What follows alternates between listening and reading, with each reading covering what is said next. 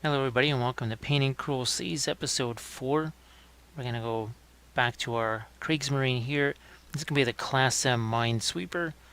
So it's pretty huge to say the least. So it takes up a full space on our camera lens here. It can only back these things out so far. Now the other episodes I'll show you some ships that we did before.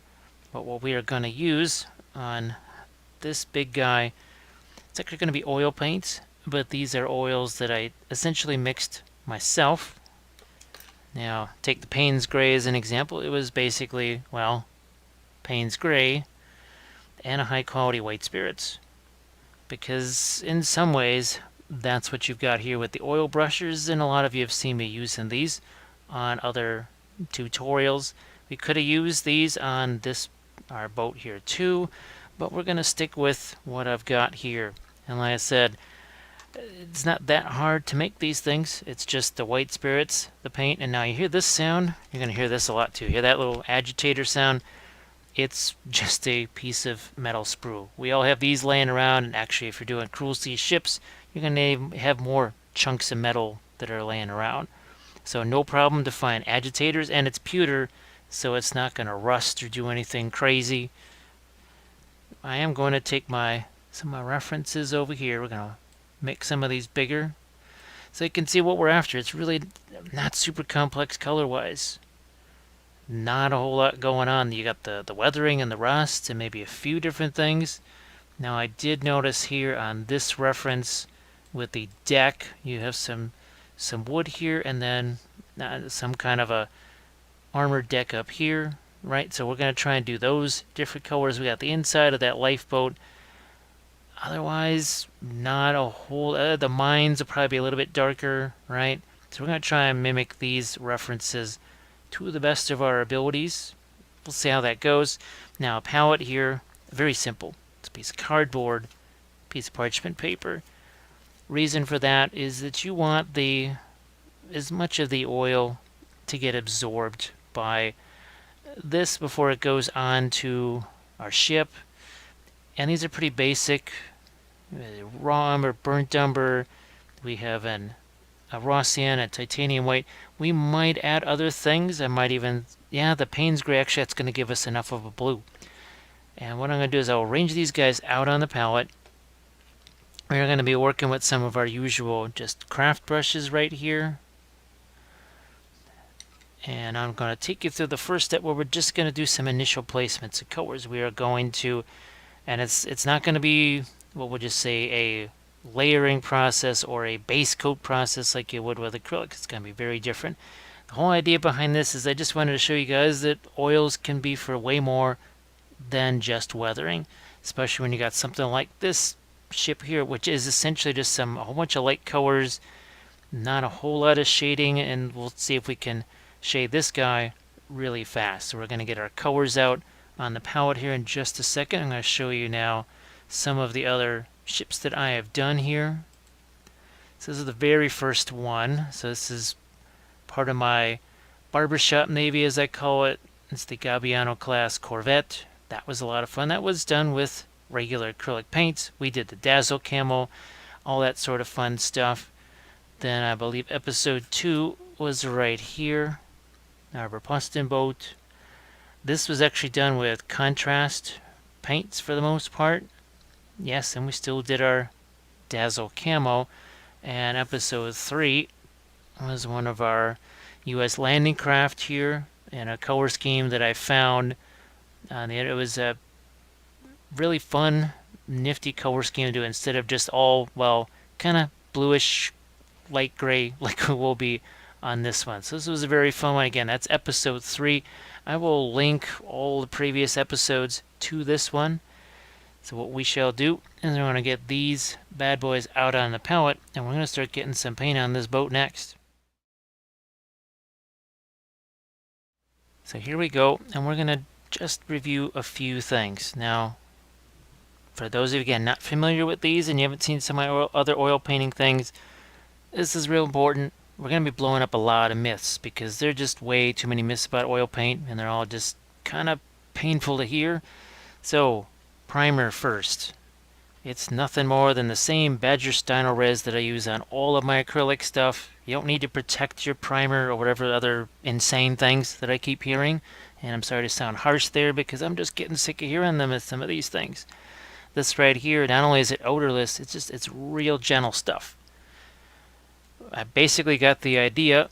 This is what put the idea in my head. And again, we turn to MIG and they're odorless, which is actually odorless, but it's also real gentle, not just on the paint, but on you. And you have to have something like this. It's not expensive. It's really not that pricey at all.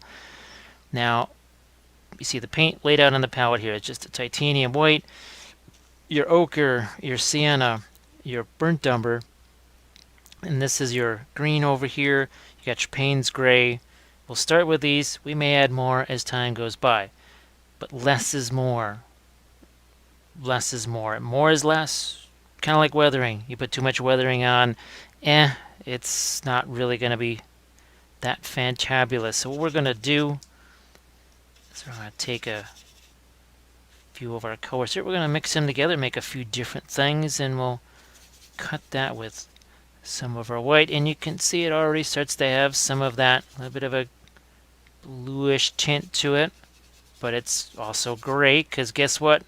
Blue and brown, they make a really dark gray, which is otherwise known as black.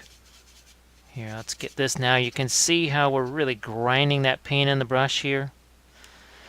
Another thing, thicker paint sticks to thinner paint, and vice versa. If we're going to start out thicker like this, then our next layer is going to have to be thinner. So maybe we take a bit of our white spirits. And again, we've really ground that into our brush, and now we're going to just start to, this is why we use the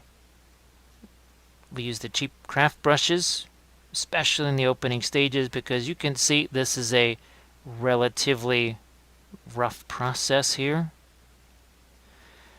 And I'm also not going to worry about, oh gosh, there's streaks or whatever. Well, it's no big deal, because during the entire process of painting this, the paint will be wet enough for me to do all kinds of fun stuff. Remove it, mix it, blend it, all this kind of fun stuff.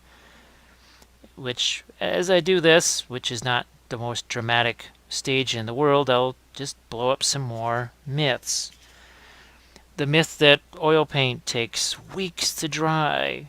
Well, those blobs on the palette right there, guess what? Even those big blobs, 3 days from now, they'll be dry. Now you see what I've done with this paint here. The paint that's in the containers, what's out here is paint's already thinned at least 50%, maybe 60% to get to miniature paint consistency. And I'll be putting out some more so you get to see what it looks like coming out of the jar. So the paint's already thin to start with.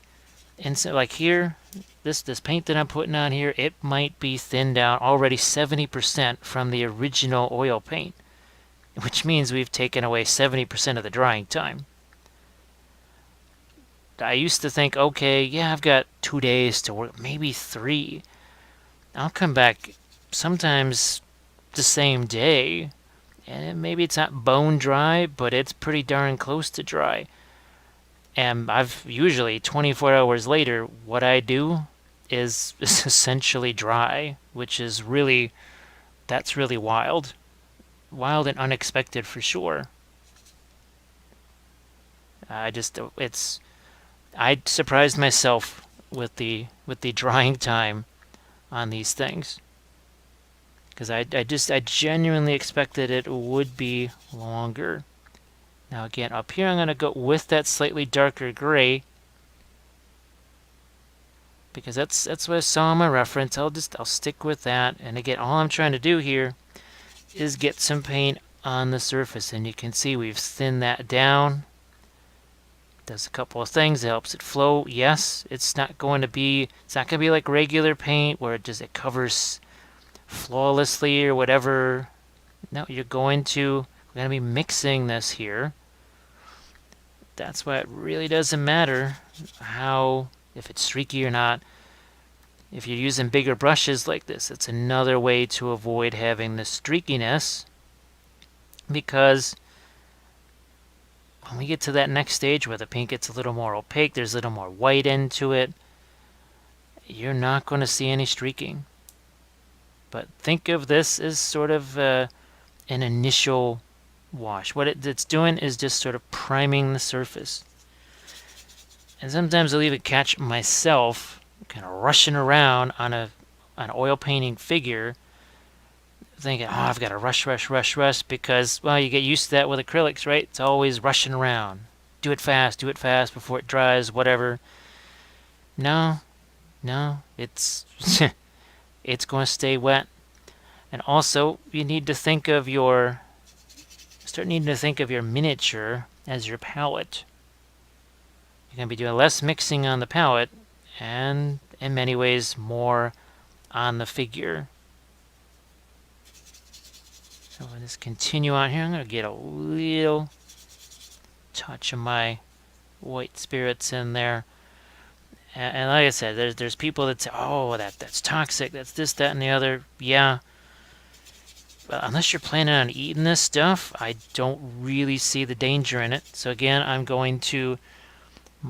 they're potentially going to be a little bit rough here in some of my defamation of these myths, but once I started to see how these myths were keeping people from ever even trying the oils, and then when people tried the oils, they said, geez, they were mad because they'd been scared off of them for so long. Well, yeah, oils, you can only use those for weathering. You can't use them for painting. At least half my French army for bolt action is painted in oils, which leads to the next myth. Well, they must look different. You must be doing something different with those. That's why you used oils. No, I wanted to get them done faster. And especially the more and more I've learned about oils, it's taken almost 75% off of the painting time, especially when you're looking at armies and larger collections of figures like that.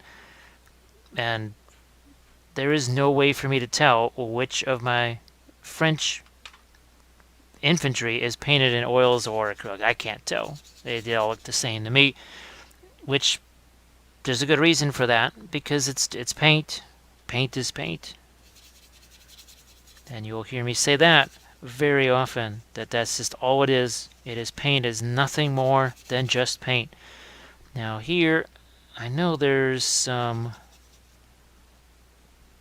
wood colors over here, so I'm already going to start to play around with some of that here. And again, the nice thing is, well, if you watch the other videos, you know there was no neatness or niceness in the approach of those either. It was pretty down and dirty. It was pretty rough. See, again, I don't mind just kind of really beating at this thing with this brush here. I'm going to get some more Payne's gray out here, and now you'll be able to see just how. Give it a shake. Hear that agitator in there. Look at how that comes out of there looking just like miniature paint. Let's grab our tube of Payne's gray over here. There we are. Open that up, and comes out like peanut butter, doesn't it? So that is, you can tell how much of the oils we've removed. Oh, and these, one container of this will last you your entire lifetime. You'll never need another. You can also get some cheaper ones here. The Wintons. This was actually my very first oil painting set, and later on in the demo here, I'll actually show you my first set, which after 3 years is a long way to go as far as being used up. 3+ years, and actually most of the, what would you say, most of the stuff that I took out of those containers was to make my own little kind of homemade oil brushers. So yeah, they're going to last longer because you're just using, I guess I've said less paint before, but maybe it's just the paint is spread out more efficiently than it is when you do the acrylic stuff. That's what I'm thinking, is that it's more efficient, because, well, the miniature now is your palette. I'm painting way less palette miniatures. Gosh, if I must have painted thousands of palette miniatures over the years. Get a little bit more of our titanium white here. Let's not forget a touch of our Payne's Gray, and look at this. Nice, big, long brush strokes here. Doesn't have to be all nice and nifty. It just has to cover that primer, which again is just the Badger Stynylrez primer, nothing else.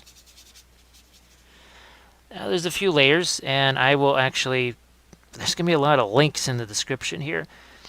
But I'll show you, I'll link in the description to some of the other episodes where I just am priming things. Literally, I have an episode just on priming figures. So that could be helpful for some of you guys to check that out too. I'm going to get a little bit more of my titanium white here. Maybe touch of that Payne's Gray. And we're going to do a similar thing. Here again, just looking to cover up this primer here. Now, for those of you that are familiar enough with some of my previous, say, oil painting things, maybe on the Patreon page or in my live sessions, you've seen me take the makeup sponges and wipe paint away. I could still do that here. You know, I could have done something that was a bit more of a glazing style approach. See, that had a little bit more of the white spirits in it, so now it's a little more liquid. But I just wanted to make sure that it flows as well as possible. See, I could even start to maybe think about somewhat darker gray here for the stack. And like I said, we'll do more here. We will do more, rest assured. But this is sort of what you do here. You lay out your oil paints here, get things covered as fast as possible. Here's a bit more. So I could, if I wanted to take maybe a little bit of a longer time to work on this thing, I could just let these initial layers dry here. I don't have to be blending. Look at that. Just let that blend right in there. Now, of course, there will be a bit of shininess, but then that happens with wet paint anyways. This is just going to stay obviously wet a wee bit longer. And get a little bit more of our umber into this. Like you do.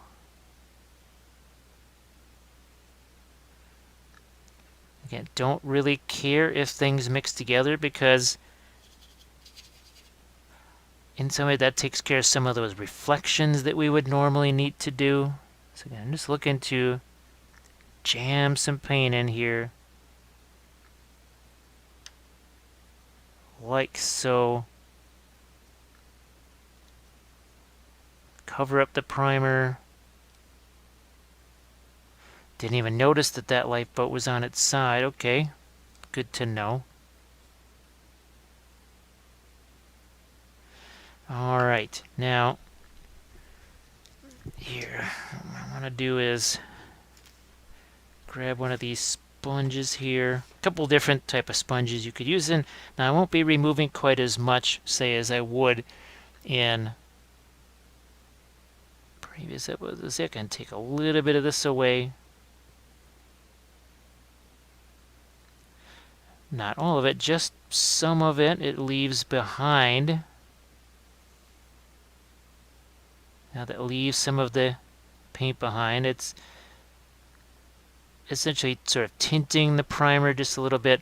Now another thing that actually is helpful with oils is to even give them sometimes even just 5 minutes to just kind of sit there. And I call it just proving, almost like you would prove a bread dough or something like that before you work it or bake it or whatever. That's not the worst thing in the world to have happen. See, we've taken away some of the excess here. Remember, it's about kind of thinning things down. We'll probably even see these sponges come back later on for maybe doing some weathering.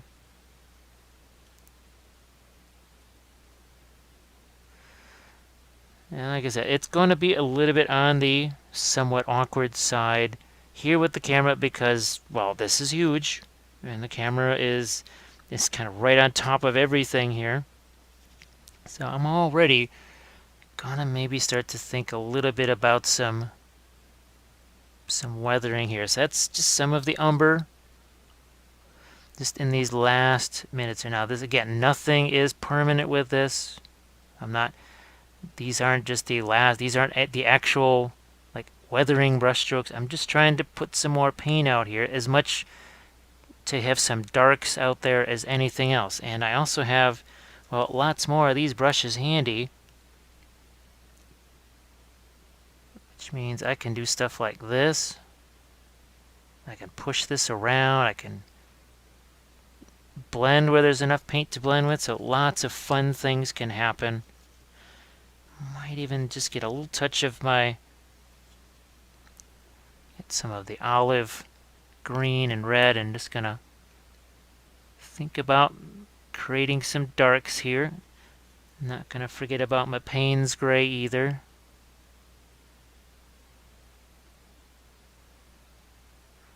Now with oils, I don't want to say the standard thing is working dark to light, because I've done the other way too. Now another thing with this, you could just wait for all this to dry and do weathering powders. It's, like I said, it's not going to take, the drying time on this is not going to be some spectacularly long thing. It's just not, it's not how it works. We've taken away so much of the oil. Here, let's just get a little variation here. So we're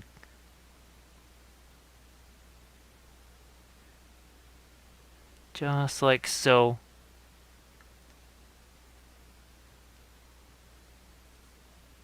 Starting to think about some of these darks in place. I'm going to get some more of my Payne's gray out just a second here. Like that.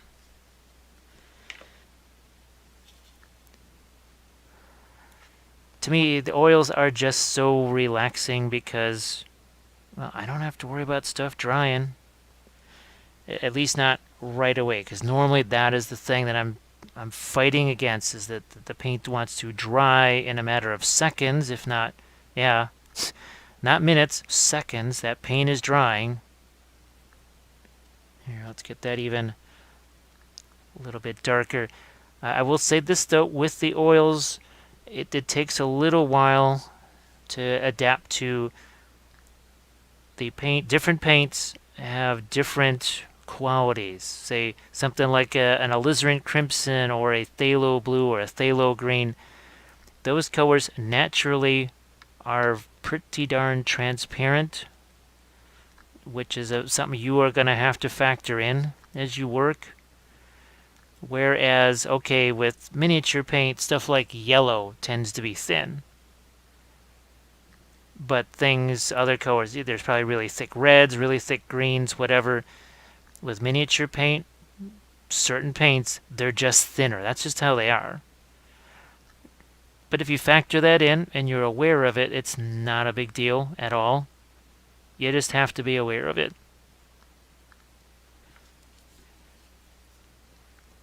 I mean, I can even start to think about doing, some of this. And this is really cool. Look at that. I can already start thinking about that. And haven't even thrown on any genuinely light colors or anything like that yet. There's so much more. So many more possibilities. I do have actually, I think an Italian vehicle is done all in oil. Actually, I've got a bunch of vehicles that I've done in oils. Those are on the blog. Some are on the Patreon page. But I'll show you some of those. I've got an Italian M1340, and that one was all done in oils. And it was so much like this, where I just was pushing the paint around like this, doing a little bit of weathering here and a little bit of shadow there. Think about it here. This is barely 20 minutes in here, and we're already starting to get Not just some shading, but even starting to think about, maybe weathering goes here. I'm going to be painting over all that stuff anyways, but I'm just starting to think about it, that's all. Just putting a thought in my head. Here we're going to get this gun mount here. I'm going to try and get some darker color in there. Thinking some shadows over here. And I do believe, well, they're just showing kind of a lighter color for that lifeboat cover. All right, whatever. Just that's why I like having my references out. Really like having those.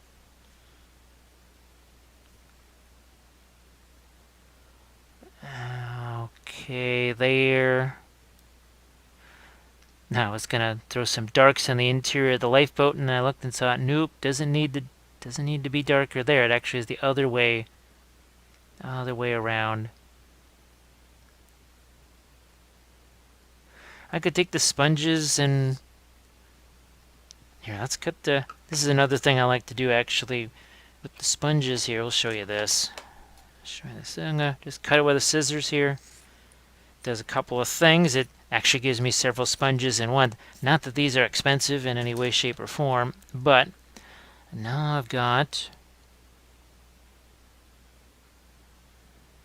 something nice and soft that I can work with. And start to. I can even do a little bit of stippling on this. So lots of fun there. We'll do so much more of that later. A lot more of that later on, but I'm just gonna look at this. See, you can go dark over light, so it's not all just painting things one way. I try as often as possible just to get people to see what a diverse approach you can use with the oils. I'm gonna get a little bit of. Look at that nice big old flat filbert brush there. Boom. Boom, and it's sort of blended now, light to dark. Couple of brush strokes, all it took to paint that. Because I can imagine myself being frustrated trying to paint the masts and get some kind of light to dark shading on them, and it inevitably, because the acrylics they'll dry on you. I mean, that's what they do. It's really hard to do things like that. Here, we'll set up something like this here. Nice big old filbert brush, and look at that. Look at that nice soft blending. All of those, see all that nasty striations, that's all gone. Look at that. Now it gets nice and soft here. Get some more paint, and what we're doing is we're wet blending. We are wet blending here. And you can tell we're still sort of squeezing out some of the paint onto that palette, not letting it pile up. Look at that nice soft blending that just happens there. You don't have to work at it, which is just so sweet. Don't have to be struggling to. I just think back of some of the other boats that I did in the acrylics, and the entire time just wishing that I had my oils, because wouldn't have had to deal with a lot of that same struggle. Here, we'll just let's grab a little bit more. Look at that. Just sweeps right in. It even starts to mix with some of my rust. It's whether weathering with. I just find it hilarious that oils are only for weathering, but we sort of have some default weathering here just by virtue of, well, painting with the oils and mixing them. Look at this. All this mixes together real nice. Real nice. And we'll do this obviously some more in our next stage when we come back here. We'll put some more color out on the palette. Look at this. Look at the stack here. I'll hit this stack. Again, nice big old filbert brush. And then it just lets you do some really nice blending. Oh, look at this on the other side. Looked like a big old hole there. Now it's not quite a hole anymore. Now it's a nicely blended thing. And look, we can carry some of the color from underneath. It's all because we kind of let the oil paint be oil paint. That is just... It can be hard, especially when you're new to it and you haven't done this before. It's rough. You want to control everything. Sometimes you just got to let the oils do the thing. Sometimes you just got to let them take control and let them do it. That's what makes the stuff takes less time to paint. That is where you get that conservation of your time. Like so. Again, just letting things blend here. Nice and soft like. Don't need to worry about, what color am I mixing into what, because the oils are made for mix-in. And it was a simple mixture, right? It was blue and brown together and a little white. That was it. That's all it took. Now, so I'll come back to this here, and we're just going to start to lighten some things up, and after that, then we'll get to some of the crew and see what we can do with them, and some of our little extra, some of the vents, and some of the other things that are here on deck, and we're going to do that next. Okay, so I lied. It wasn't the M1341 that's actually packed way downstairs in my army box, but the Semovante, this is out here. So I think some of these things actually I sculpted on here. I think I seem to remember doing that. But anyway, this was all done in oils, and I was able to do all kinds of nifty wet blending and lots of fun stuff all in one sitting. This didn't dry, and I did other stuff. Even the chipping and stuff, just did that with oils, all in one setting. Yes, it can be done. Now also here, these are years old, and some of these that are a little bit more look like they've been used more. It's just because I was making for a class some extra oil brusher type things. So you can see how long these will last you, like a long time. Now I'm going to get some of these things out of my way here. We'll go back to adding some of our lighter colors. And again, as always, less is more, but right now we really don't want to just start to pile on the paint. That's why it takes longer to dry. See, we were just able to get a nice little lighter tone right there. Look at this. So we just a couple of nice, and look, we're not doing this. You do that, you're not going to get that nice, smooth brush. You just gently hold the brush here, feather it right over the top. If you hammer away at your oils like a jackhammer, then you're going to wipe the paint off the figure, which is one of the most common things that happens to people when they're especially using oils for the first time like this. Maybe it takes them a little while to get a feel for how gentle a brush stroke you need. Look at where my hand is, so far away from that metal. Look at that. Look what that does. I'm telling you, all of this stuff, it saves a boatload of time. I wasn't really sure when I first started to use the oils. First time I used them in any real capacity, it was on my Winter Americans for bolt action. And after a couple hours, I was at a friend's house testing them out. He says, you might want to take a look at what you just did in 2 hours. And I had 20 of these guys. Now, they were winter infantry, so they had overcoats. Some were gray, some were brown, some were greenish brown. Well, it was perfect. I mean, how perfect is this? This is shades of, literally, barely different shades of gray. Why would I not want to take advantage of this here? I mean, look at, even the brush strokes work in my favor because it starts to look like additional weathering. And we're just, the entire thing here, we are using a beat up 20-cent craft brush so far that's seen rubbing alcohol, glue, sand, gravel. It's been used for all kinds of horrible things, and yet I'm able to use it to paint with here. Once you can see here is all I do have to do is add a little bit of that lighter color to what I've got, and then just blend that right in. But now at a certain point, it's the miniature tells you when, because people say, well, how thin does the paint have to be, this, that, and the other. Well, miniature's going to tell you exactly how thin or thick the paint needs to be, because if it ain't sticking on there, it's one of two things. It's too thick or too thin. And if your previous layer was thinner, and you've got thin paint still, well, it's not going to stick. Might even remove some of the paint that's already on there. And vice versa, it's the same thing the other way too. Now here, let's get a little touch of Payne's Gray into that, and let's start to work on some of these mines right here, like you do.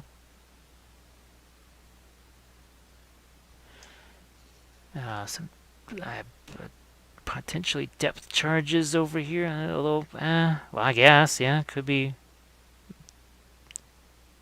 depth. I haven't seen the unit card in a while, so I'd have to look at that to sort of double check on that.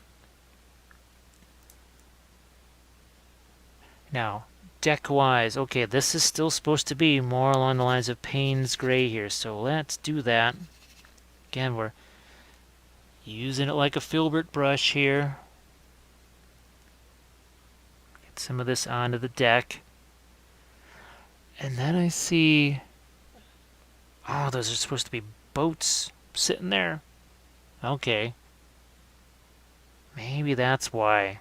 That's the color I'm looking at over there. All right. So, good to know. Now, I do have some smaller crafter. Actually, what is this, a 10? Yeah, it comes actually in 10, 8s, and it also comes in I think these are 4s or 6s. I think it's a 6. Let me grab this here real quick for you. So, 6, yeah. Let's grab some of our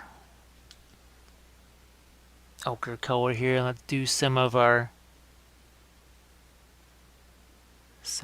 deck right here. Before I get too involved with the other stuff. Oh, it still shows almost like a wood texture there too. All right. The key is I want this to actually blend in a little bit with what's already on here.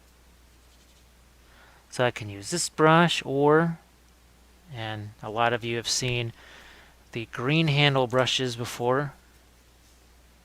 It's a number 8 there. I'm going to actually get a touch of the titanium white into here. Once again, getting rid of some of that extra. It's a way to, for lack of a better term, thin down your oils without thinning down your oils. And all I'm trying to do here is just, again, get some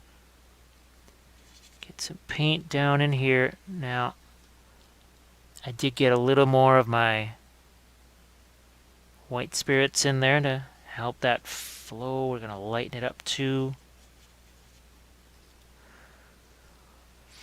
And I just wanted to double check at what we had going on with this part of the deck here.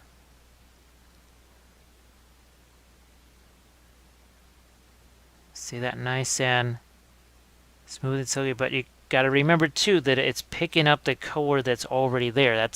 That is sort of the consequence of wet into wet painting. That you can only go so far with that load of paint in your brush before it just takes on so much of the paint that's already there. Well, you're not actually putting on new color, you're just sort of smearing around the old color. I think you can see the difference between the two now. Again, the light is going to play some tricks with you here as I turn this way and that, but to be able to get the brush in here, I have to be able to turn it. So I apologize for that. Boy, I could really see when I put the color back in, or the brush back into here, wow. I could see how dirty that it got when it mixed with the paint that's already here, but that's going to happen because, well, the paint's mixing. That's what you want. But that is the, I guess, whatever, the trade-off, right, for having that little advantage there. See how I can just tint this towards more of a brown color here, but without having to do all kinds of glazes or layers or whatever. I'm just going to look around for some other... What about this boat? Okay, with this boat here, I need to... just down in there to get some of that lighter wood color there. I'll probably use my German crew from my Verposten boat as a bit of a color example for the crew. So look at that. Now I just added some of the titanium white to that, and so I can push that around, blend it around.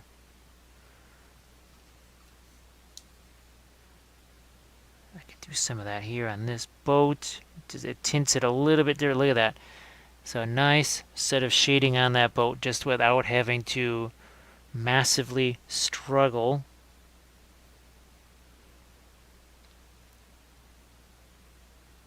Look at that. It just, see how that covers because, well, clearly this layer that I just put on here is either thin enough or thick enough.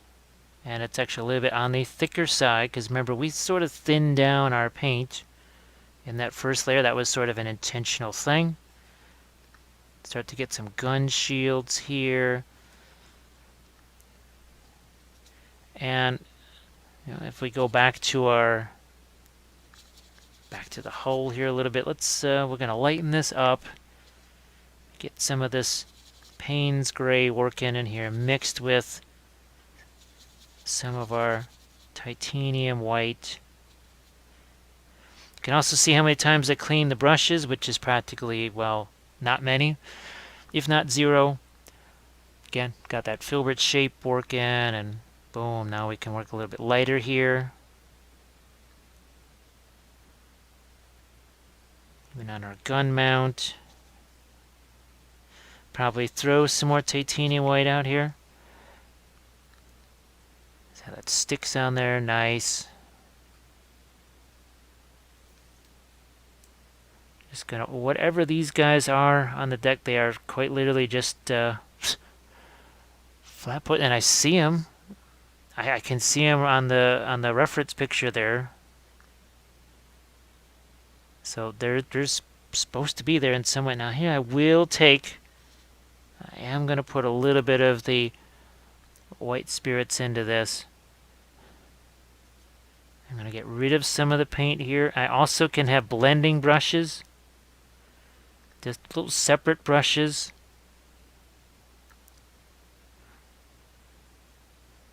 And they've got no paint on them. All they do is just push around the paint that's on the figure.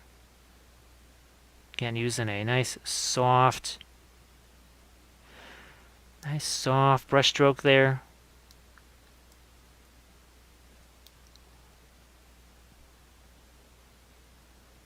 And it's nice because we haven't done any rust or anything like that, but we're starting to give that hint of some kind of weathering. Now we can go even lighter here on this part of the superstructure.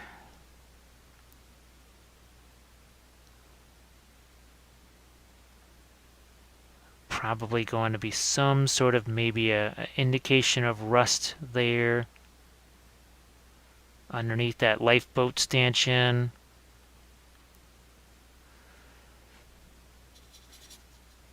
And I guess it depends what do you want out of your boat? What does it need to look like? It's got to be a super fantastic paint job, or maybe it's something faster.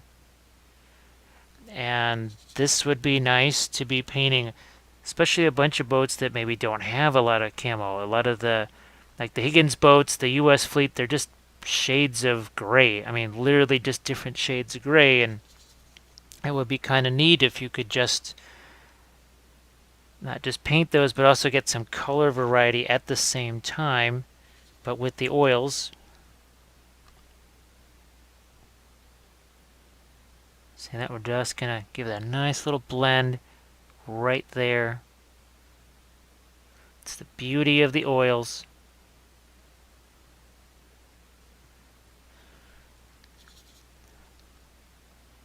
Your front gun mount here will get some lighter colors on that, and then right here, this part of the hull up near the bow.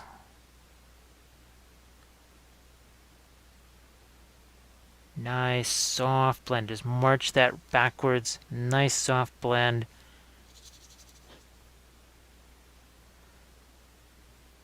But again, as I do this, see that darker color that's there? The brush is picking up that darker color, so I gotta go back. I gotta get fresh paint. Gotta get fresh paint and then do it again. Now for those windows, I might grab something like my ultramarine blue or whatever and try and do some little sky effect down there.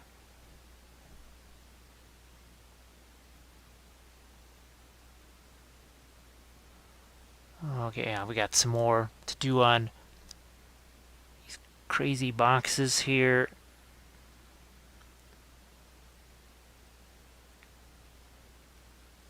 So I'm going to throw out just a bit more of my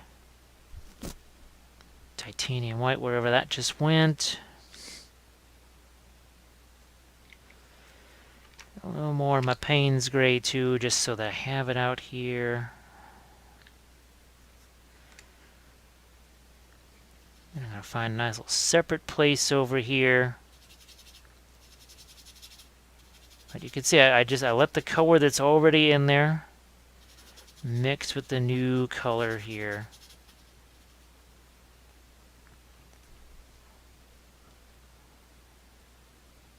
And then again, we're just going to place that there. And now I'm going to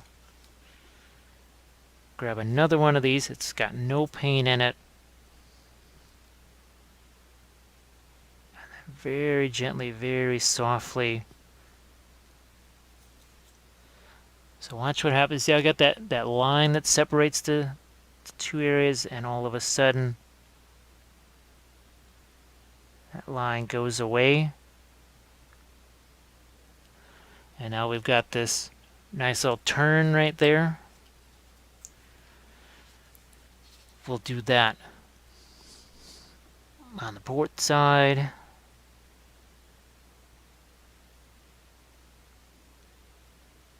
Like you do. And like I said, there's nothing that stops you from just, okay, maybe you let this dry, overnight or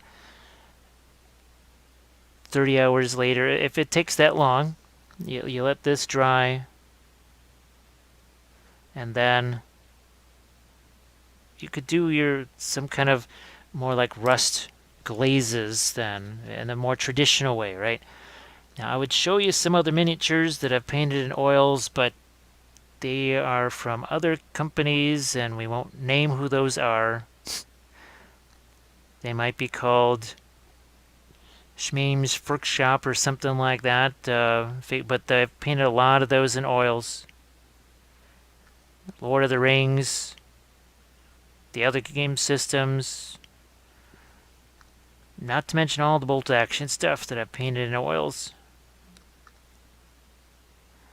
And the more I use it, the more I find uses for it.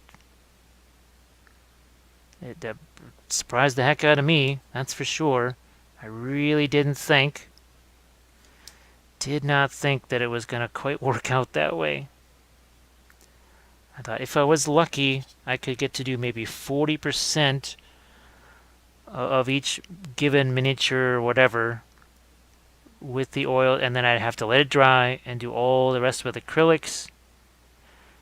And I was proven wrong. Didn't take long to figure out, nope, there is a lot more I can do. And it's routine for me now to paint figures, vehicles, whatever, essentially 100% in oils.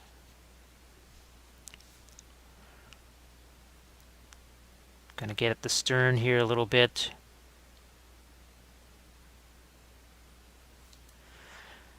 Now I would suggest that maybe your first thing that you paint with oils, if you're going to do Cruel Seas or whatever, you begin with maybe this, something a little bit less intense than, I mean, effective for the game. This is practically a Yamato right here for Cruel Seas. Maybe your first thing should be something that's a little less stressful. Get yourself a little more familiar with the material first. Maybe just paint a couple of easy vehicles. You paint an Opel Blitz or a Bren Carrier or something. Again, something that's relatively simple by comparison. I guess some people might say that a Bren Carrier is not that simple, but I think you know where I'm going with that. That's about a bit more right in here. Get that a little lighter.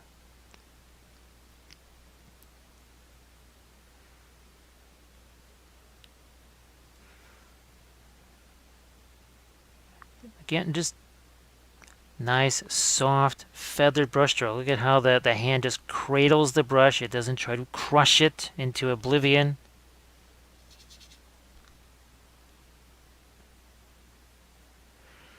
And let's say at a certain point, things, you just can't make them any lighter. Well, that's because you've gone as light as you can go, and now you got to go the other way, and you got to start making them darker.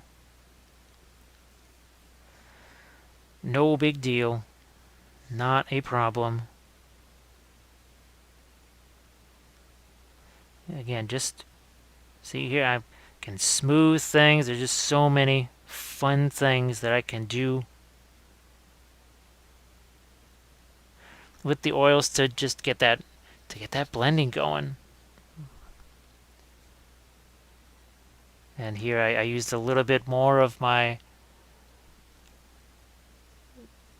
white spirits here. Just thin that down, make sure it'll flow for me and will still cover. Yeah, see there, sticking nice because it's actually thinner. At a certain point, these spherical magnetic mines here, paint just wasn't going to stick anymore. It's not going to stick. Had to change something about it, and the change had to be make it thinner. Now I'm going to see if I can't get a little more Payne's gray onto the deck here, amidships. It's not that I necessarily want to make it darker, I just want to get a bit more of a bluish feel for some of this. I'm going to do that up here too. Again, a little touch of our white spirits there to get it to flow.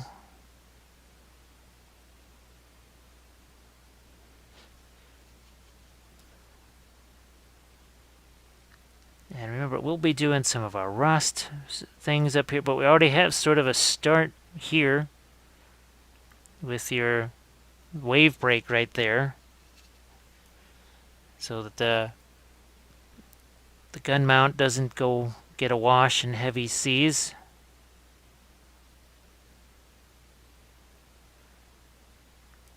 I don't know, if I was one of the dudes in that mount, I would wish for a more substantial wave break right there.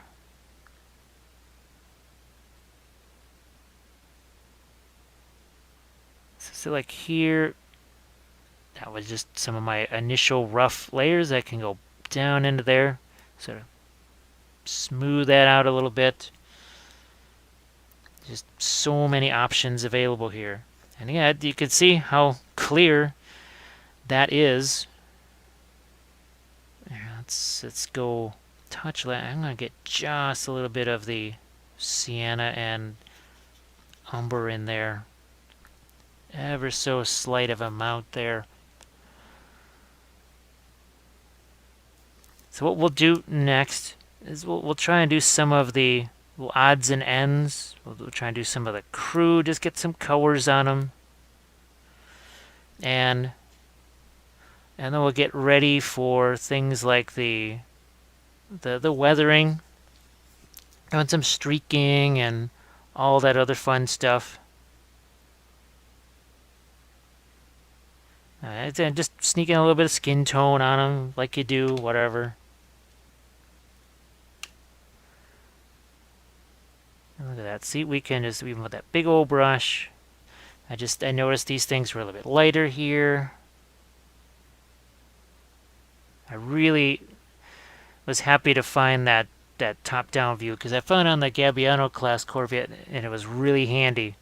It's very handy for getting some of those details. Alrighty. We are good to go here, and what we're going to do is come back again, and we'll mess around with the crew, and we're going to also show you a little bit with the panel line washes, pin line washes that you would use actually on stuff like regular vehicles. And we'll be right back with that. Now, among the other things that we're going to do here, a lot of it is just adding darks. And what I mean by darks, it's going to be a combination of different washes and such. Now here, you can see, well, we had to get some darks into these portals, but I could also take advantage of all the wet oils and even start to do a little bit of streaking there. But that's not the focus right at this point. What I am going to do, though, is I'm going to move this. I'm going to take some of our Payne's Gray here. We're also going to have some direct application here of some of our white spirits, and you can see how nice and thin that gets. Nice and thin. We are going to have some of our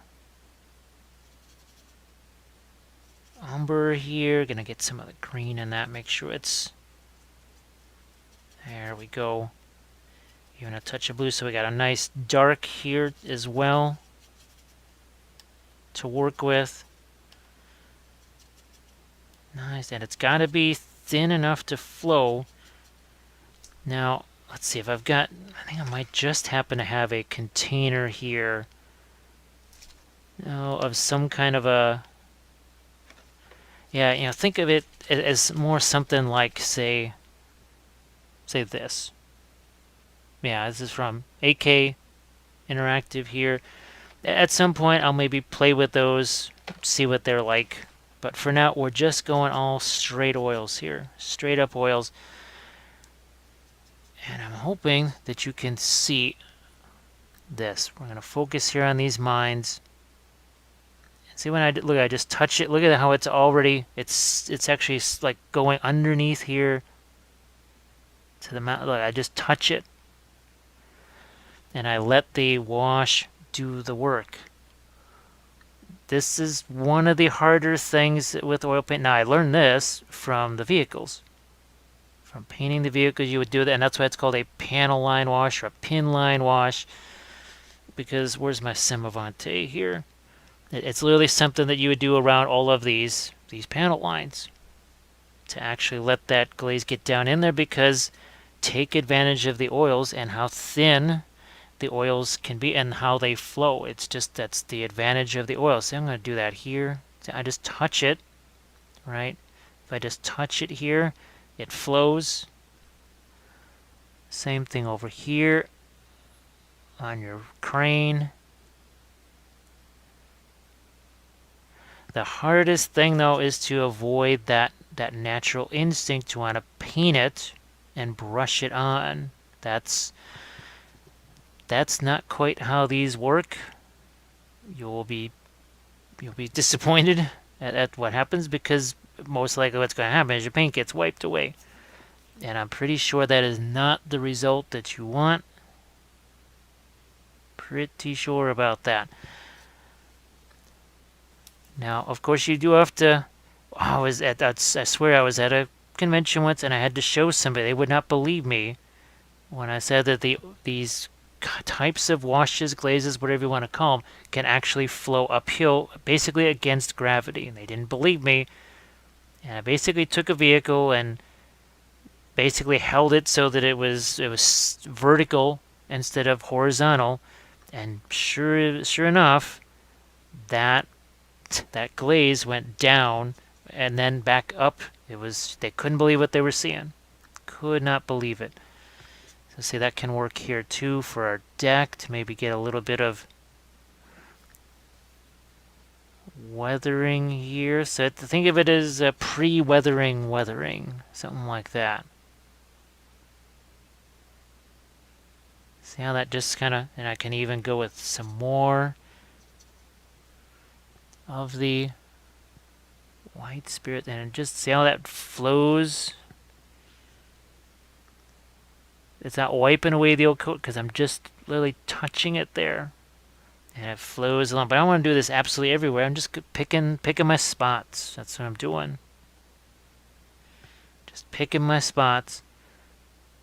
And what's interesting is that it's funny how this will dry so fast because it's practically 90 some odd % white spirits and not paint. But look at this. See these little areas at the base of these guys here? I'll just touch it. All I gotta do is just touch it right there and nothing else. And it just sort of forms so naturally around it. It's a beautiful thing. I absolutely love it. It took me a while to get used to that. It might, now if you've already used oil washes on vehicles, well then it's no big deal. You're just doing the same thing maybe in a different way. That's about it. Gonna get those windows darker before they get lighter, and now here maybe on some of the crew. And I'm just literally touching that to it. Here, we'll do something like this on the gun right here. Boom. Just touched it there and left it. We will do the same there. Look at that. And if I so choose, I can take it and blend it out. Look at that. You would think, oh, what the heck, you can do that with acrylics. Well, sort of, kinda, sorta. Believe me, I've painted with acrylics for decades, and they can do some nifty things, and there's also some things that they're not super adept at. And there's just a little extra that this can do that the acrylics just can't, because you do this with acrylics, you really run into that strong possibility of watermarks. Well, good luck getting a watermark here because, well, not water. So there's that. Again, some of these pin line washes here. I sometimes catch myself as I'm working with acrylics, especially if I've used oils consecutively for a while, and that's the another advantage of oils is find a whole bunch of stuff you want to use with oils. Don't just paint one miniature with it, because you're going to say, well, what's the advantage here? I have to keep kind of maybe stopping to let something dry. Well, that's why you do multiple things in oils at once. Multiple things with oils at the same time. Now, let's see what we can do with some of these babies here. I kind of have to shove the brush in there. I could use a smaller brush, but since this is a little bit of a rough motion here, I'm just going to let it do its thing. But because it's oils here, it actually does get down into those. Oh, I see some crew here that needs some dark on them. Because it's oils, it actually gets down in there. If this was acrylics, it just would have a tendency to sit there on the surface and not get all the way down. Not get all the way down here. And you're saying, well, wait a minute, you did all that work there to smooth that blend, and now you're doing this over the top, and all this horrible stuff's happening. Well, it's just give me a second here as I'm, again, doing another fun little Panaline glaze, pin line glaze, whatever, pin wash, panaline glaze. I don't really get into the names. I just don't care. What does it do? You can name it anything you want. As long as it does what I want, that is all I care about. It's all that matters. And see, I can just take some of the extra there and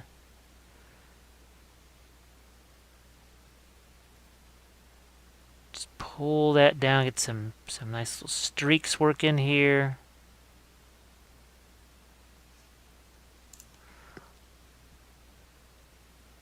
Same thing.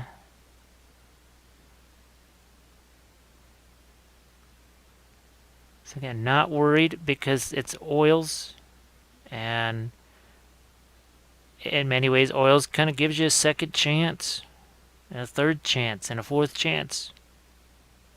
Now, not always. If you don't heed, I try not to lay down a whole bunch of rules. Well, you must do this or else. I don't want to do that. That just kind of gets old fast.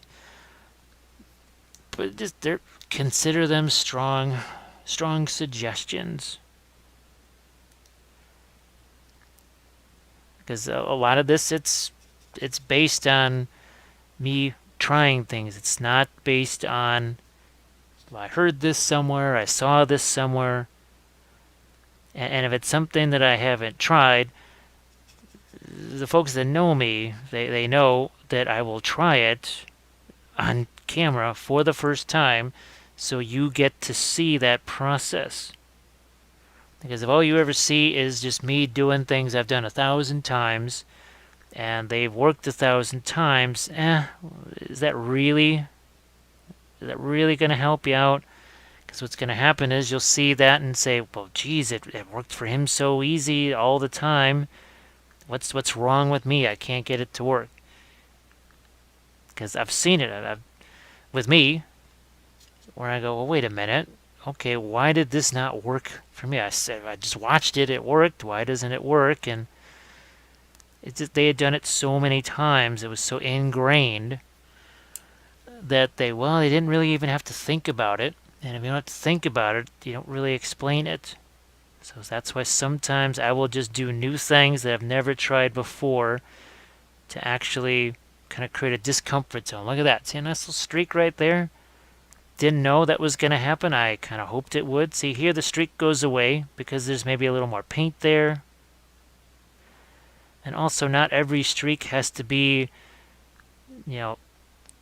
setting off fireworks. Like, oh, here's a rust streak. Here's a streak. There's a streak coming right here. Doesn't necessarily have to be that noisy and that much advertisement for it.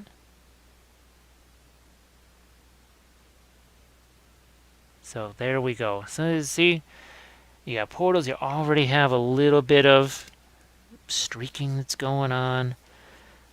And we combined two things. We combined sort of that panel line, pin line wash, and then we just took it and kind of pulled it down the side of the boat there, down the side of the hull. And we did a couple of things. We got the portholes painted, which again, this would be an absolute pain right here if this were acrylics. I would not be looking forward to doing that in acrylic because the paint just sort of sits there. It really does. So once again, we're going to do our... Just take this blending brush. So this is... I'm not really considering this rust. I'm just considering it like a discoloration here. Because the actual rust, I really want to do that. Well, with some of our rust colors. And we'll get there. That's... We shall get there. Now here's some of the crew. I'm going to do those same type of pin line washes. Why? Because this paint is going to be so thick, or so thin, sorry. It means that I'll be able to paint some of maybe the lighter colors or some of the somewhat more detailed areas on the crew as we get some more, again, more panel line washes here. I'm going to get some Payne's Gray there. But it has to flow. If you touch it and it doesn't go anywhere, you just need some more of the white spirits. That's all it should take, is just add a little more of the white spirits. You touch it, it should flow. Get another reason why it's faster, because I don't want to say you're just painting less areas, but you're painting less areas. It's like you don't have to paint as much stuff. Really, really interesting. Now, here it is. So I'm looking at my crew here, and we're just going to get some bluish grays on there, and then your life vests are kind of on the brownish side. So, well, we're going to go back into some of our paint, but this has to be thicker now. Didn't I just say thick sticks to thinner? Well, I better do that. And boom, it sticks. I just have to remember to do the life jackets in brown. So remember, for a while we had to make things thinner so that they would stick. Now we're kind of in opposite land here, because we've done our glazing. See, like here, those elements that I know I'm not painting the crew right now, but it's all right. We'll get to them. We'll get there. But like those things there, I could paint those with much thicker paint, because underneath it was that really, really thin pin line, panel line wash. Where am I at here? I'm going to get a little bit more of this. Again, this is much closer to, say, paint out of the tube. Well, not out of the tube, out of my container, because it's already thinned 50% from paint out of the tube. So yeah, not out of the tube. I've kind of gotten used to working from my little containers there. They're just, what are they, 1 ounce bottles, right? Empty bottles with the tops. Well, it could be weird getting things right now in the times that we're living in, but it was not difficult for me to find just empty jars somewhere.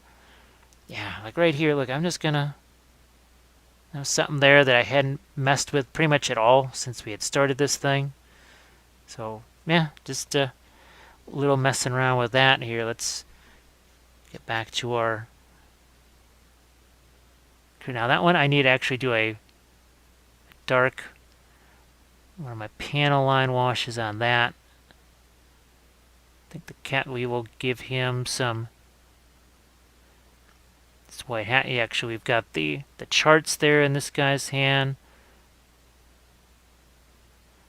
But it never really ceases to amaze me how this thicker paint is gonna stick to the thinner paint.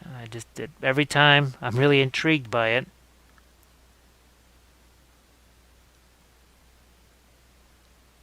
Always intrigued.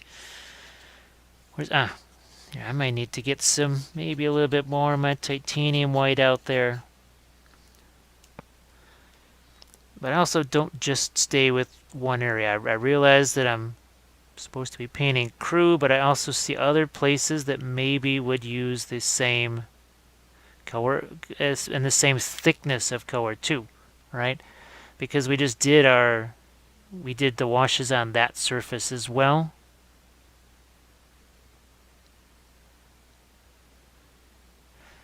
So your anti-aircraft guns here.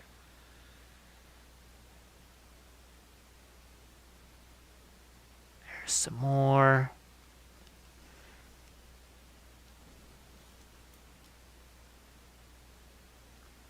Yeah, just again, I see something. Maybe I'll just hit it before I forget about it. But I was going to use this color here on some of the gun mounts, some of their helmets.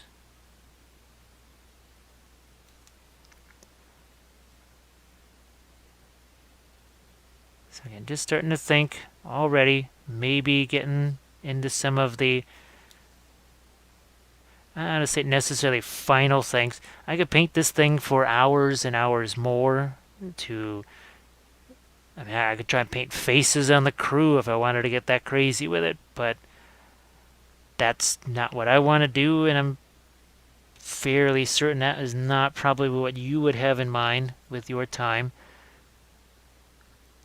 Now, we talked about odds and ends. Before I forget here, oh, where's that? Yeah, it's just a little bit ultramarine blue.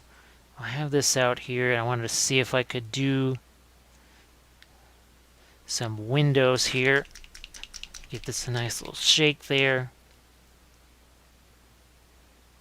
Oh, that's our ultramarine violet. Never mind.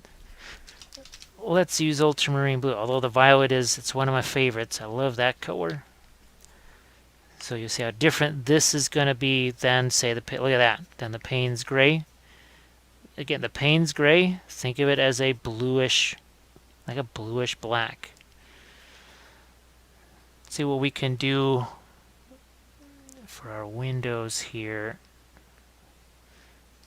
And again, this will have to be thicker because we did one of those washes down in there, and we want this to stick.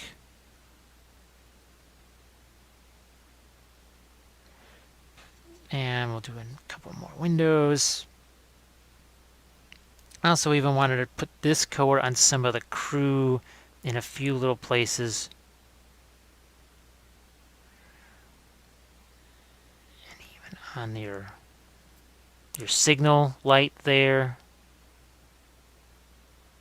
Sometimes it's best to have a little bit of variety. We got plenty of grays and everything else happening here, but now I'm going to try for some bluish grays. It's all just going to register as gray when the eye sees it from a distance. But again, that hint of a bluish gray. I don't want it to be like U.S. Sailor blue or anything like that.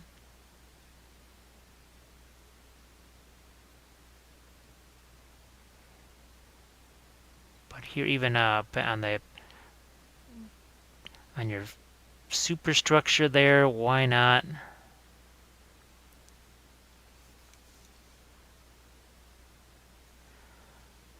Okay, lighten it up even a little bit more.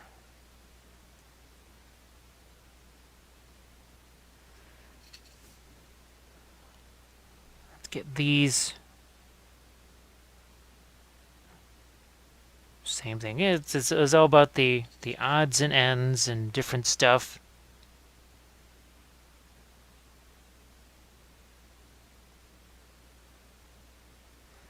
Aha, the inside of the winch, I didn't, or this little mechanism here for your lifeboat.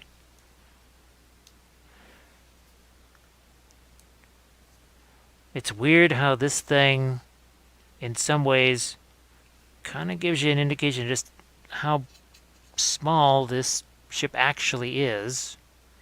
That a winch for a lifeboat takes up that much room on the deck. Whereas for there are some ships, this thing would just, you could fit two of those lifeboats just sitting on top of a turret.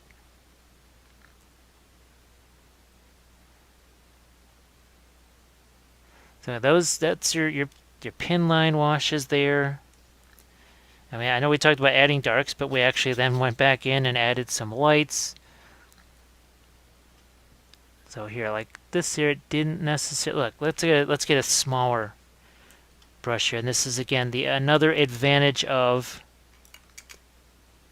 the oils. This is a Winsor Newton Series 7 that's basically dead. I mean, it's got like 2 hairs on it. However, when it comes to the oils, boy, does it let you do some neat stuff. And we're going to try and do a bit of our pin line right up against, look at that. Because the lighter color went a little wonky, and I want to just basically have, I want this to be somewhat irregular here. So see how that's We just follow right along the, again, right here. Hope you can see this. I think you can. There's a little more. Yeah, look at that. And again, it's a tiny, tiny little brush here. And I just introduced that because, well, I could also use it to do some things on our crew. We could get some skin tones working on them. We've got to, I'm going to give them some kind of maybe a brownish color here, a tan for their life jackets. Maybe a touch more.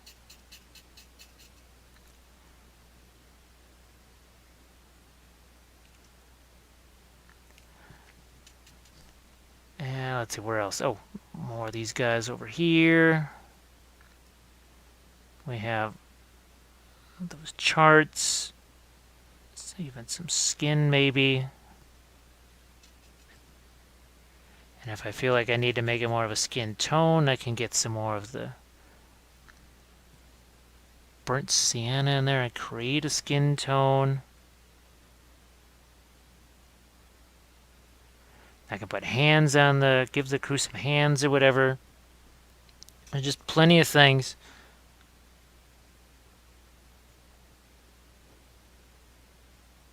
There. I said lots of details we can add.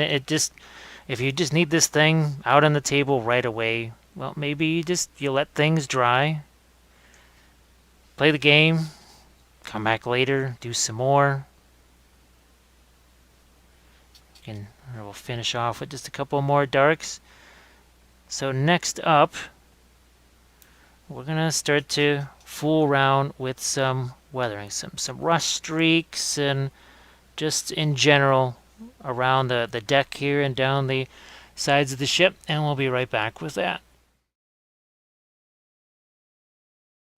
Okay, so I just added some cadmium yellow deep here. And this is just to make my rust color a little bit more on the orange side. Obviously, burnt sienna is going to be a big part of it.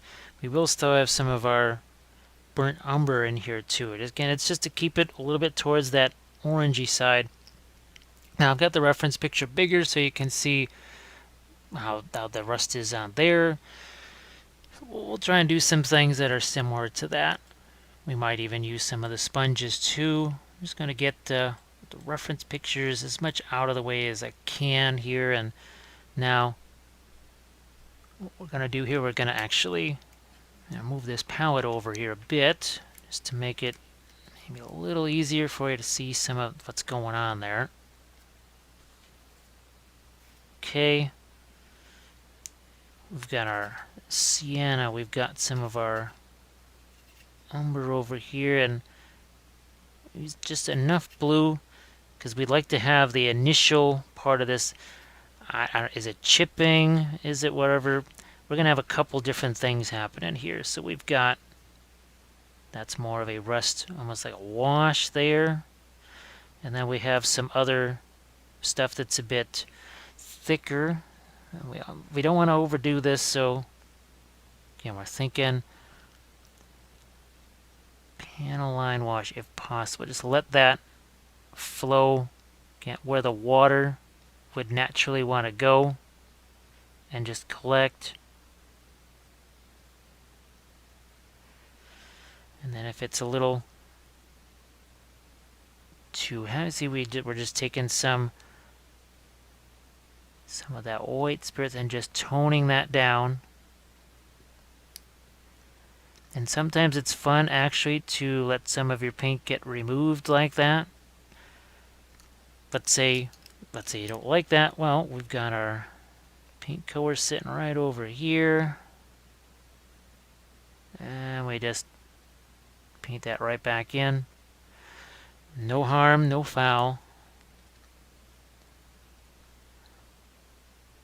Get a little bit of, it's almost like it's rust and chipping kind of. That's why I've got this brush that's sort of beat up here.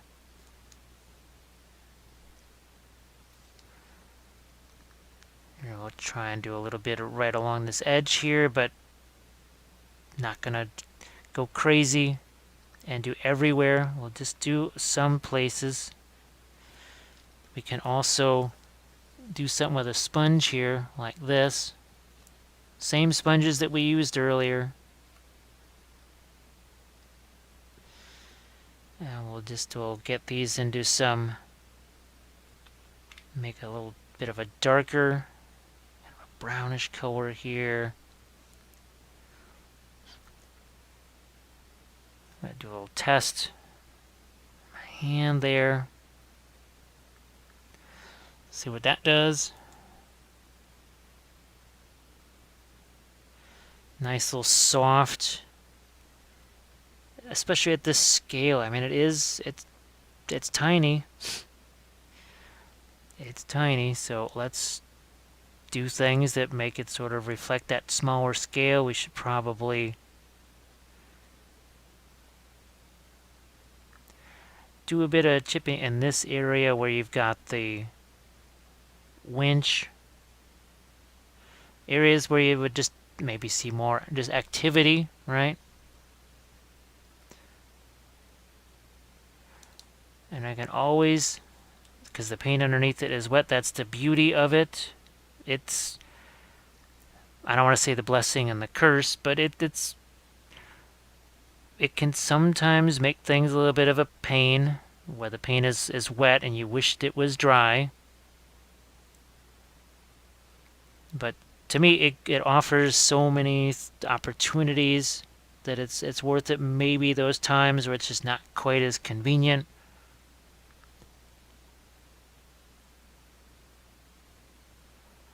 But just like anything else with the wet paint, the more I touch this to that lighter color, the more I may have to go back and get some actual fresh chipping paint done here. So I have to think of that too. See, there we go. But we don't want it to look like it's a rust bucket either. We do some, trying to keep it as, I don't know, as subtle as we can, because usually subtle is better. But then I can sort of enhance that in places. I see a good spot to maybe enhance it a little bit with the brush there. You know, up there on the bridge. Over here, maybe where you've got your anti-aircraft mounts, that might be another handy place to do it. And we're starting off with the darker. Start off with the darker, and then we can go to our lighter rust after that.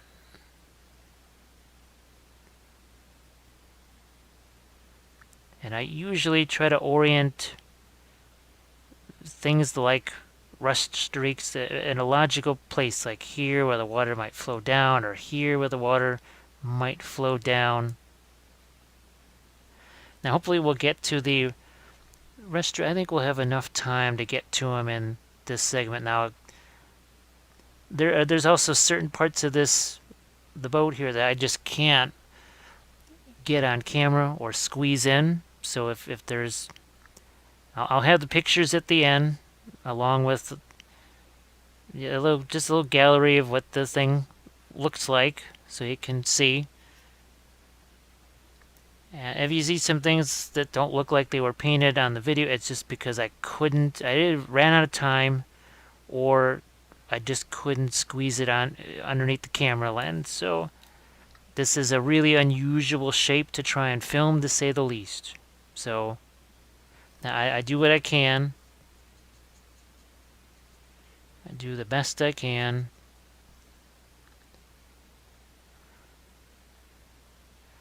Well, like I said, I don't want to go too crazy with just beating the snot out of this thing, because it's not necessarily like a freighter or something like that, a convoy ship that is a ship of the line, so to speak. Not really. However, I do think the crew would be doing some maintenance on it.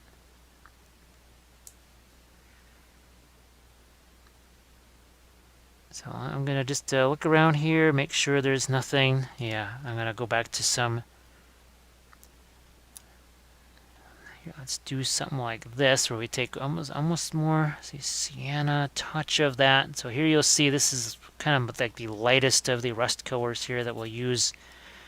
Not a whole lot of, but I just want to have it out there. Just want to have that ready to go. We're making this nice and thin. I'm even going to use an even smaller brush there. Again, let that rust go where it should, and that is in things like the crevices.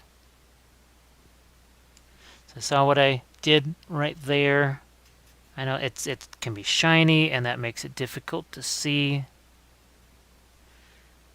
But here it's got to be very thin. Has to be thin, otherwise it's going to just tear away the paint that's already there.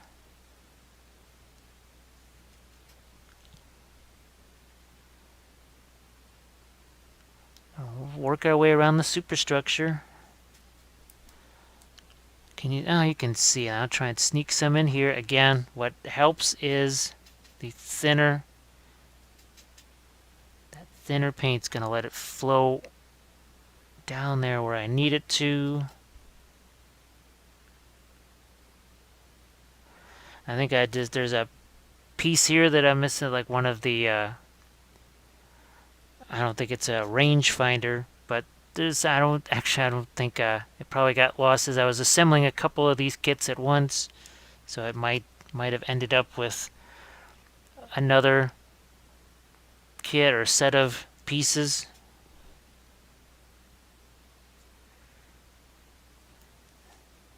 I'm gonna get some right down in here too. So again, not letting this have it be the really bright orange rust. It's really more of that sort of dirty rust, I guess, if you want to. There we go. See, it kind of interacts with the paint that's already there.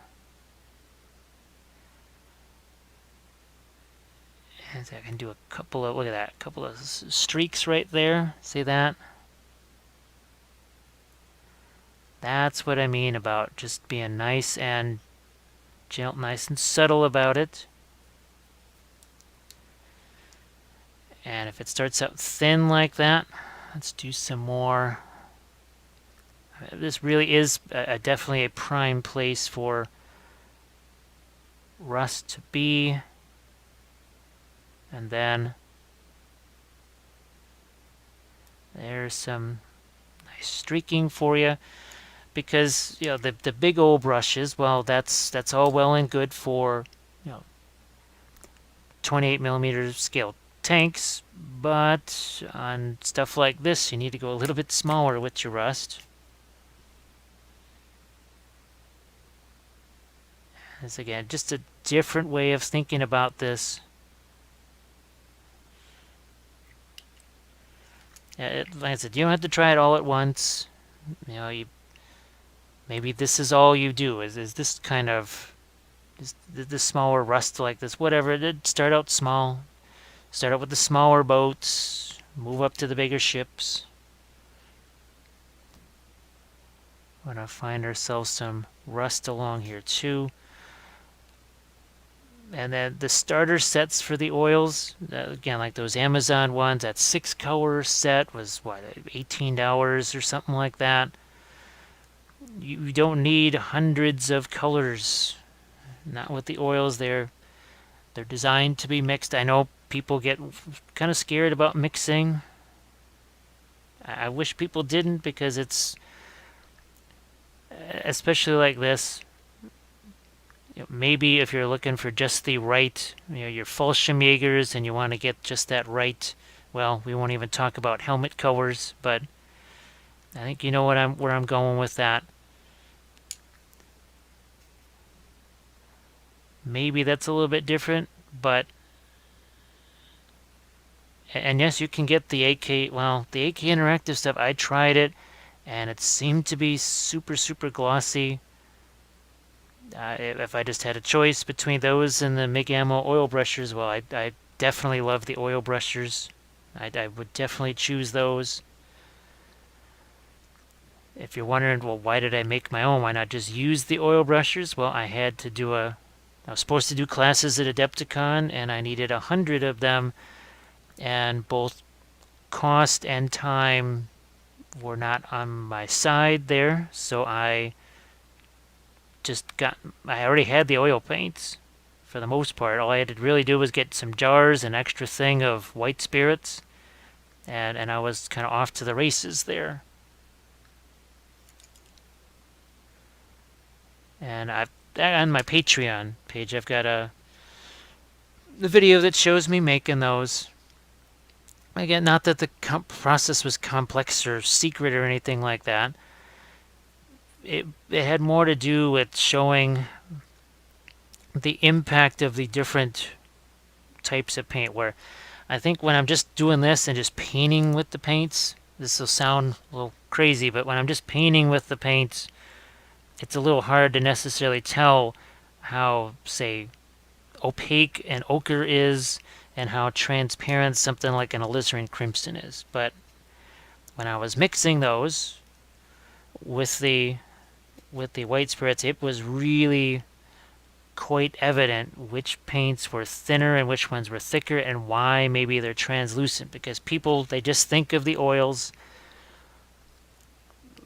like they're, okay, this is a dark green, this should cover just fine, yellow may not cover, but then they find that the yellow actually covers, and it's actually maybe the dark green that doesn't cover. Why? Because the dark green happens to also be phthalo green, and that is naturally a super transparent color. So we got some rust spots here. What am I going to do? I'm just going to pull some of those around here, like so.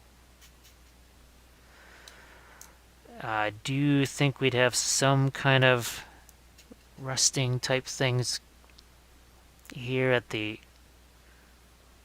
bottom of the stack. We'll do that.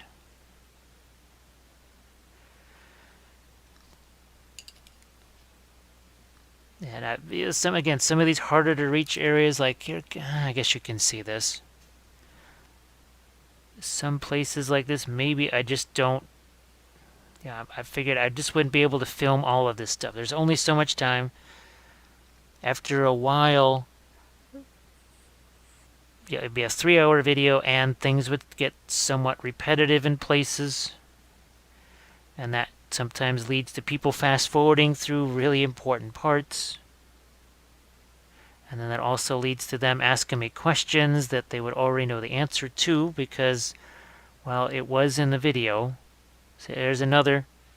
Look at that. It's super liquid. See how liquid that was?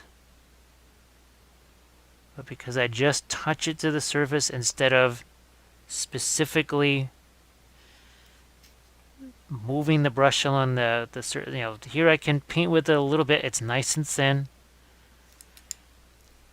And I can take different types of brush. I could use this brush here. I think you can see what I've got.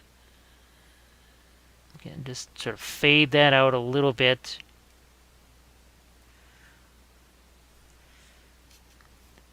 It's so easy to overdo the rust.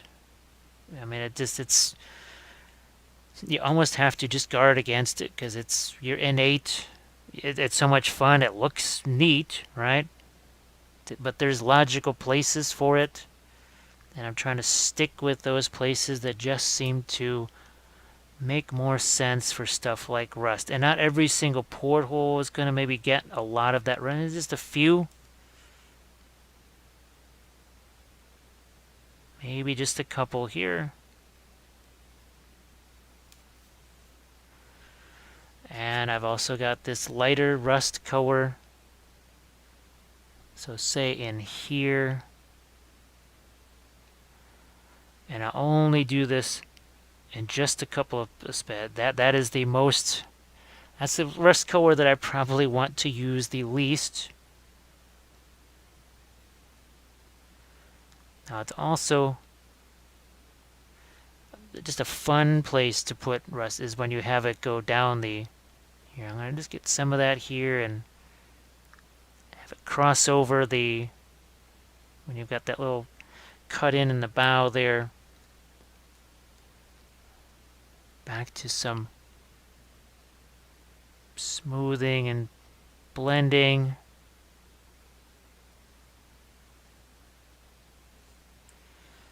And like I said, I could wait for all this stuff to just dry, or let's say I don't even like that, and I just brush some of it out. Now I got actually 3 different types of rust streaks going on there, which is nice.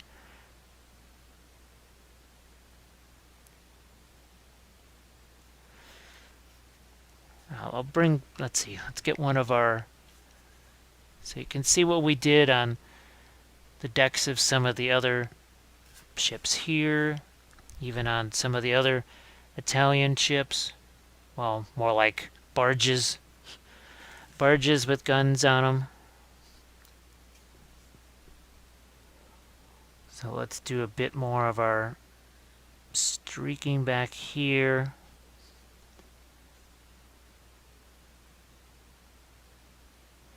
And then I think after this part, it will just do sort of a, I don't know, a final detail thing where maybe I add some more lights to an area, or maybe try and sharpen something up. I just kind of, I'll go over it, see maybe there's some things on the crew that I could add that would be helpful but not make things too complicated. But again, we're going to kind of focus on an area right here. Is just, it seems like that's an area where you would get water sort of accumulate.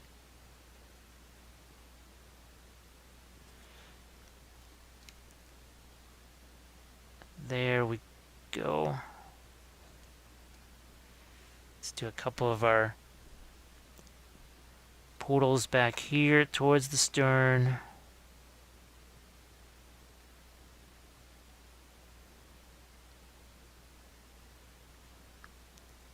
Maybe just extend this a bit like that.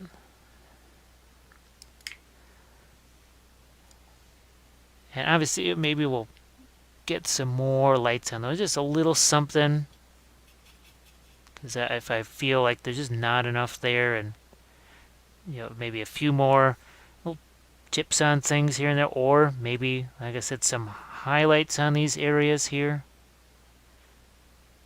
instead of just all chipping and rusting.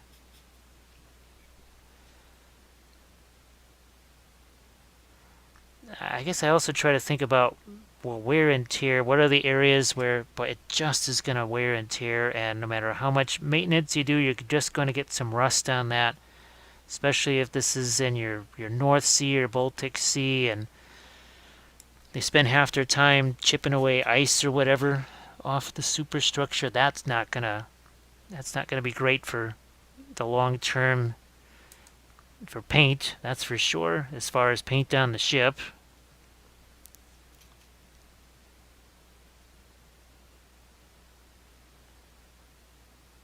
Again, yeah, I'll just, like here, don't necessarily want that to be rusted. I'm just going to get rid of some of it with my finger, because, I can do that, and I can grab again some of my Payne's gray here, and good, you can see that. And we'll just mix that, kind of mix together. Now it has instead of it looking like big giant spots of rust, there's just a little bit of a rust colored discoloration. That's it.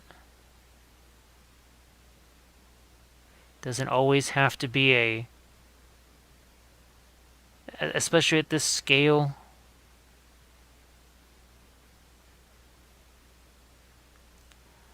There. So we're starting to finalize things here. If I see something where it's like, okay, yeah, those chipping spots got a little bit bigger, maybe I'd say I just take it like that and have it go down the side of the hull.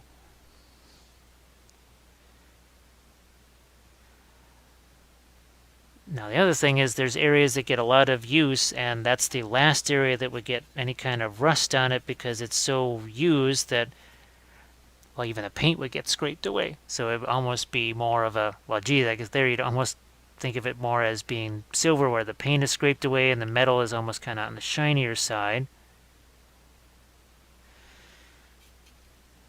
I will definitely have some chipped paint and rust here on this winch, because to me that gets used but not so often. Not like maybe the launchers for the depth charges or for the mines. And I made myself a few different rust colors just so I would have them. Not gonna use it everywhere. This is that lighter or lightest rust color. Just in a few places, and of just a few of these rust lines here. Now let's get the other anchor. And let's see how much we can do in the way of streaking on this. And then we will try and, like I said, finish off with some odds and ends. Maybe some lighter things in places, maybe even some darker things. Maybe just areas that I didn't really notice or forgot. There we go.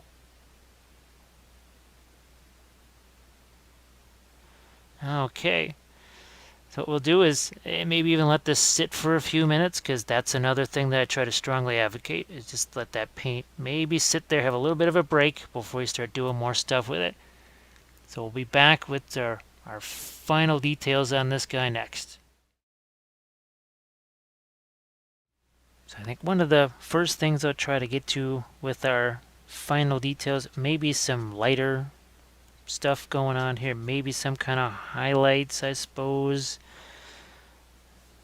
Let's see what we can do here, maybe on this cover for one of the skiffs. How's that? Yeah, just a little more there.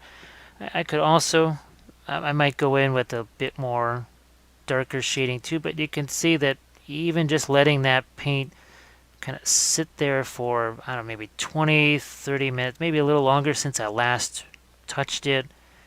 Just giving it some time.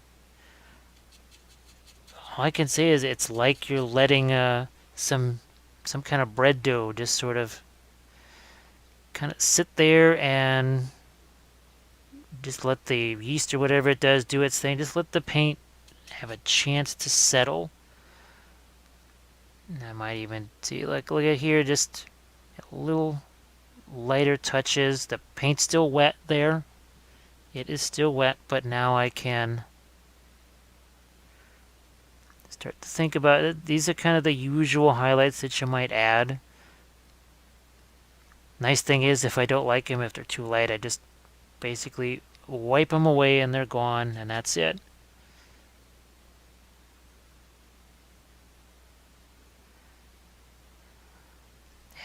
Even here on the gun mount, we'll get that a bit, just a bit lighter there.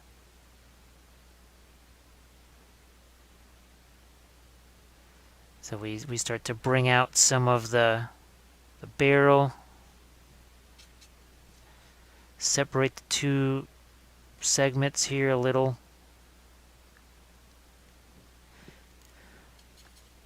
But I will have to constantly be aware of, well, how thick is the paint, how thin is the paint, especially on these little final details, because there's time where you just instinctively thin down the paint and then it doesn't stick and you go, what the heck's going on here? And then you realize, no, you actually had to go the other way with it, and I'm still getting used to that. Even with the recent videos that I've done, there's just times where I say, oh man, it doesn't matter how thin I make that paint, it still won't cover it. And then I realized, nope, I got to go the other way. I have to make it thicker. No, I don't want that quite so bright up there. To the degree I'm just going to take some of that, and so I just changed the little bit of the shading on that. And I hope that this just give you some ideas. It's not like your whole fleet's got to be done with oils. But if you're already maybe using them for your vehicles, maybe if you're already using them on your terrain, maybe if you just already have them, this is another way of thinking about using them. Maybe you just never thought, oh, I can't use them on ships, or these ships, they're too small, whatever. Now here, I don't want that. I don't think I want those, any kind of lights quite that light. But what I was hoping to do was on these rails here and some of the housings, just get see a couple little lights here. Just a little indication. Because we were even able to sneak some rust in there too, which is great.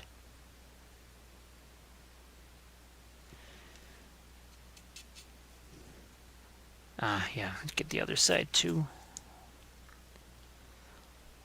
And I think you can see it. Now again, it is a challenge to get these things underneath the camera. It's just, it's not designed. I seldom work on things that have this kind of a footprint. They might be bigger figures, but it really is more of a vertical type of, it's not this long horizontal deal like this. So you just, like I said, if you can just bear with me for those times where it's maybe not in the best viewing position. I really try to, here, let's just knock that down a bit. I try to show as much of the process instead of doing the, well, we're going to speed ramp through all this. We're just going to narrate over the top. I hate doing the narration over the top for a variety of reasons, because half the time I can't remember what it was. As I get a little bit, see, a little touch of highlight under there. Not always about rust. Not always doing the rust thing.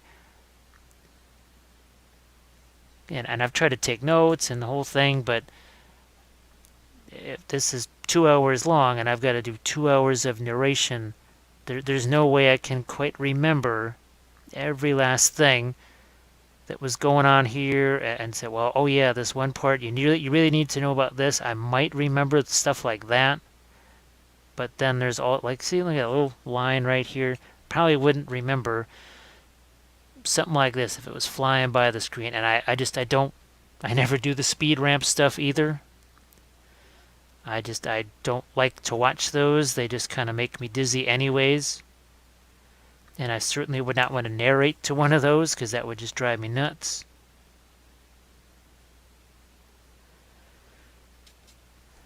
We'll find a couple of more, like I said, a couple more lights here.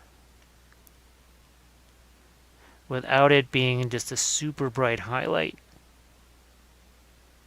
Now, in some places, the casting was just a little bit cleaner on these little housings for the mines. Basically, I'm trying to paint on the one that was cleaner and easier for you to see, because that was just all part of the original resin there.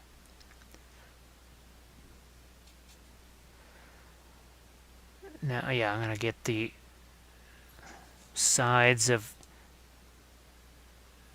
machine gun mounts, and I think I gotta get some kind of chipping or something on that. That would really, I mean, that's a prime area there to have some, maybe not necessarily rust, but right, yeah, a couple of those. I mean, they're getting moved around all the time. Even, I think, the little sponson area here, too. And let's get the...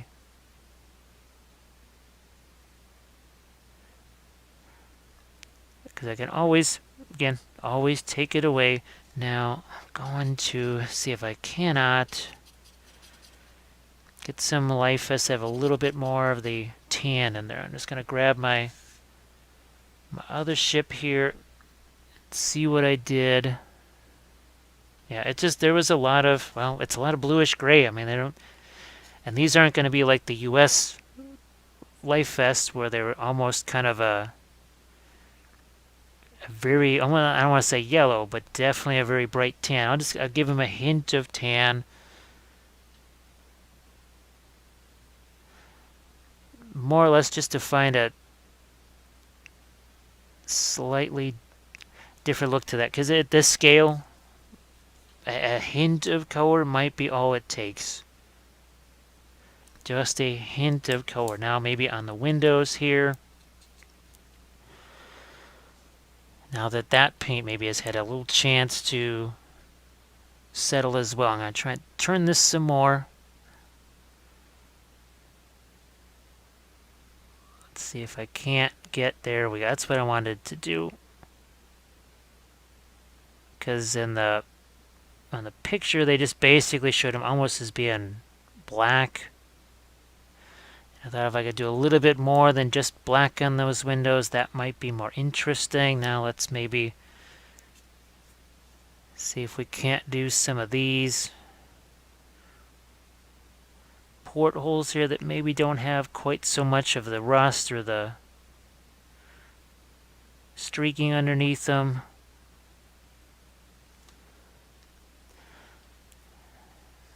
Maybe the anchor also needs to have a few... Maybe I need to get more rust on that anchor. I don't know.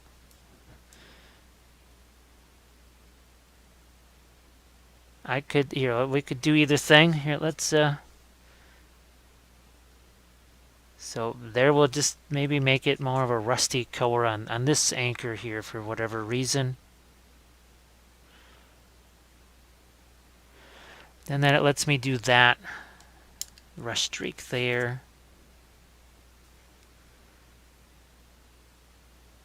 Now, if you're wondering where the flags are, I kind of dispense with the flags on these ships just because, well, this is YouTube, and YouTube it's extra crazy these days. It's normally, when it comes to historical things, it's not the friendliest of places for historical stuff. And now, given current situations, it is that much less friendlier. So if you're wondering why none of the ships have flags on them, if I'm never doing a battle report with them, or if I never show them on Facebook, then they'll have their flags. But otherwise, sadly, there may never be flags on any of these ships. Just best to have nobody know. Now I can do... And I gotta thin this down. I also don't want it to get too light, but so we can start to think about some deck. Some of the deck here. Get some wood planking. Again, thinning it down. And as always, it's a suggestion of it rather than we're going to paint every single last wooden plank in this deck.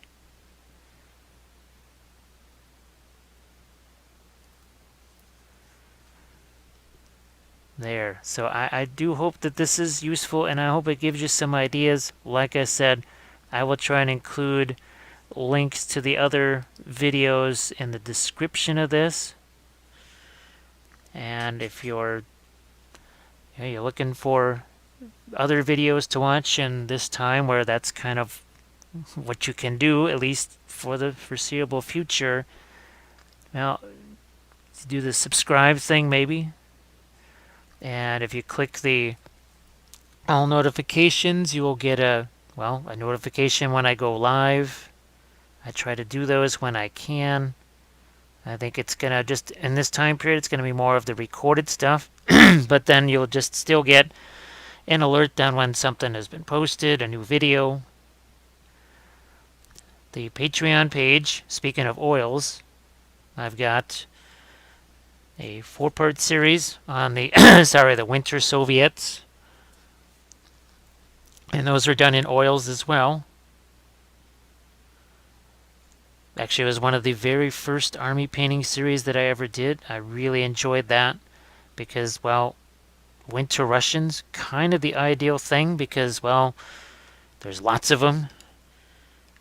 And they're kind of wearing the same colors. And there's lots of them. And I was able to get through a whole bunch of Winter Russians with the oils. And that was another one of those awakening points for me where I said, okay, this is what I need to be doing here.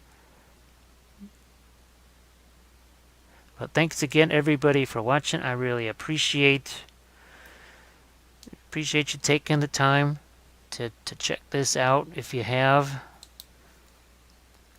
And like I said, be sure to check out some of the other stuff because there are hundreds of videos on the YouTube channel and just all kinds of different techniques, basing, you name it. And there we go. So this is gonna join the rest of my Cruel Seas ships here. And I will see you on the next episode of Cruel Seas. Probably gonna do a large Russian, one of the big Russian ship. I think we're probably gonna do that next. And I'll see you then.